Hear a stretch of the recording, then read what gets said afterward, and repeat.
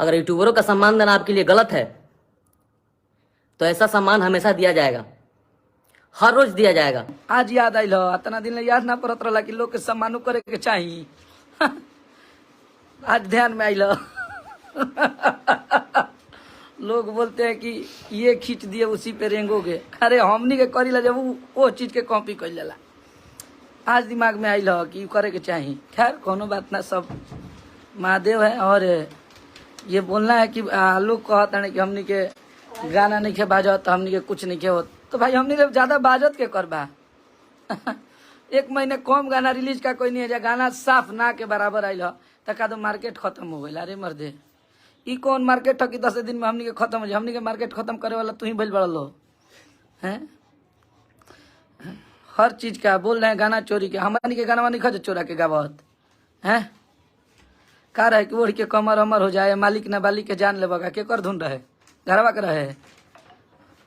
आदमी ना बोले ले वो हमारा ही धुन था ना, ओढ़ के कमर अमर हो जाए जाना पर गवाई रहे गाना। हमारे लिए मांग के ट्रैक भैया ट्रैकवा दीजिए, नए सिंगर को गवाना है, वही पर बन गई गाना है। अब ये बोलवाल चाहता रहो। किसी का कोई चोरी नहीं करता है। अगर मान लीजिए हम अपना शूटिंग करते हैं, हम अपना गाना बनाते हैं तो ठीक है, हम अपना हमारे तो 55 को गाना चुरा के गा दिलन लो, 7 को गा दिलन लो। गावल गाना शूटिंग कोई गाना।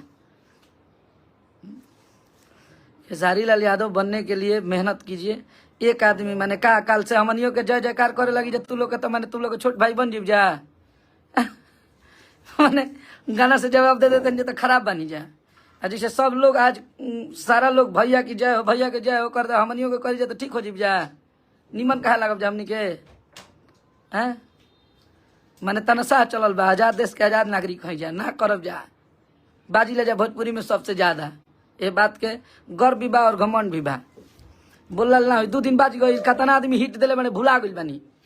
अभी कहीं हाँ 2 दिन के केहू गीत लिखे लागल, 2 दिन के केहू के बाजे लागता तो डायरेक्ट अपन तेवरे देखावे लागता। उतना लिखे में उतना करे में नशवा चरक जाये। जितना हिट दिले बानी उतना गानो ना लिख पहले हुई बोलो। हर बार खेसारी लगे अरे आदमी गाना छूट रहा है, गाना बज रहा है, तब मैंने खुजली कटले बा कि कुछ बोलत नहीं कर लो है। और किसी भी कलाकार को जितना खेसारी लाल यादव ने सम्मान दिया है और सम्मान देते हैं उतना दूसरा जन्म लेना पड़ेगा। आप अपने दिल से पूछिए ना महाराज, कोई भी यूट्यूबर हो चाहे यूट्यूब चलाते हो या इंटरव्यू वाले, अपने यहाँ से पूछिएगा। ठीक बा, जबरदस्ती मुंह पर तो सिखावला में बोल देबा, लेकिन हई कहाँ से हई झूठ बोली ये नहीं पता कि का इज्जत बा का मिलेला है। बरियारी है खेसारी लाल बने के चाहत बा। 2 गो वैक्सीन में पसीना छोड़े लगल, मान लो 10 गो गा देव जा हमनी के तका हुई। आप लोग जितने भी भैया के फैन है, अभी भाई हमारे सब लोग का शिकायत है कितना दिन से गाना नहीं आ रहा। चाप के बजाओ भाई, चाप के। हर वो दूसरा दिन पे एगो ब्लॉकबस्टर छोड़ब जा, टेंशन नहीं खेले गए। और बड़ा बड़ा गाना छोड़ब जा जो कि आप सबके मजा आई।